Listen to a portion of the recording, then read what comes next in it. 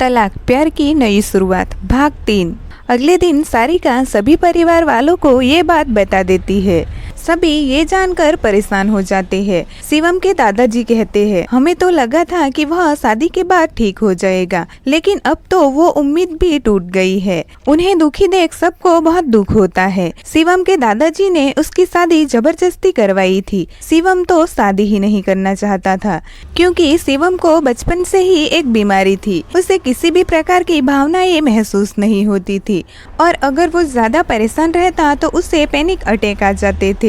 इसीलिए शिवम शुरू से ही लड़कियों से दूर रहता था, लेकिन अपने दादाजी और परिवार के दबाव में उसे सारिका से शादी करनी पड़ी। शिवम और सारिका एक दूसरे के साथ वक्त बिता सके और एक दूसरे को अच्छे से समझ सके, इसीलिए घर वाले उनसे अलग रहते थे। लेकिन अब उन्हें लग रहा था कि इन सब चीजों का कोई फायदा नहीं हुआ। सारिका शिवम को बहुत प्यार करती थी, इसीलिए वो शिवम के साथ कॉन्ट्रैक्ट मैरिज करने के लिए भी तैयार हो गई थी। उसे लगा कि साथ रहते रहते शिवम को उससे प्यार हो जाएगा, लेकिन ऐसा कुछ नहीं हुआ था। थोड़े दिनों में शिवम भी वापस आ जाता है। वो इस बारे में घर वालों को बात करने वाला था। सभी घर वाले इस बात को जानते थे, लेकिन ये बात शिवम को नहीं पता थी। शिवम दूसरे दिन सबको अपने शादी के कॉन्ट्रैक्ट के बारे में बता देता है। सब घर वाले उसे तलाक लेने से मना कर रहे थे, लेकिन शिवम उनकी बात नहीं सुनता और सारिका से अलग हो जाता है। सारिका बिना कुछ बोले घर से चली जाती है।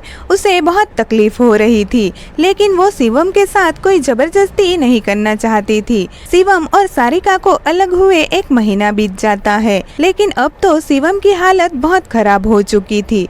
उसे कभी भी कहीं भी पैनिक अटैक आ जाते थे। वो हमेशा काम में ही डूबा रहता था। वो घर वालों से भी अलग रहता था, लेकिन उसे अब सारिका की कमी महसूस होने लगी थी। सारिका का उसका ख्याल रखना, डिनर टाइम पर उसका इंतजार करना, ये सब उसे बहुत याद आता था। एक दिन वो अपना चेकअप कराने हॉस्पिटल जाता है। वो हर महीने अपना चेकअप करवाता था। डॉक्टर उसकी जांच करते हैं। रिपोर्ट आने तक वो उससे कुछ सवाल जवाब करते हैं। थोड़ी देर में रिपोर्ट भी आ जाते हैं। डॉक्टर रिपोर्ट देखने के बाद कहते हैं, मिस्टर शिवम, आपको तो पिछले 6 महीने में कोई भी पैनिक अटैक नहीं आया था। सब कुछ नॉर्मल था, फिर ये अचानक कैसे बढ़ गया? शिवम भी ये बात जानता था कि जब से वो सारिका के साथ था तो उसे कोई तकलीफ नहीं हुई थी। अब ये फिर से बढ़ गया था, लेकिन वो अपनी इस बीमारी के साथ सारिका के साथ नहीं रहना चाहता था। शिवम हॉस्पिटल से आज अपने घर चला जाता है। घर में सब बैठ के किसी बात पे चर्चा कर रहे थे। शिवम के दादाजी देखते हैं कि वो आज घर आया है तो वह बहुत खुश हो जाते हैं। वो उसे सबके साथ बैठने को बोलते हैं। वो बैठ जाता है। तब उसे पता चलता है कि सारिका के घर वाले उसके लिए रिश्ता देख रहे हैं। ये बात जानकर उसे बहुत बुरा लगता है।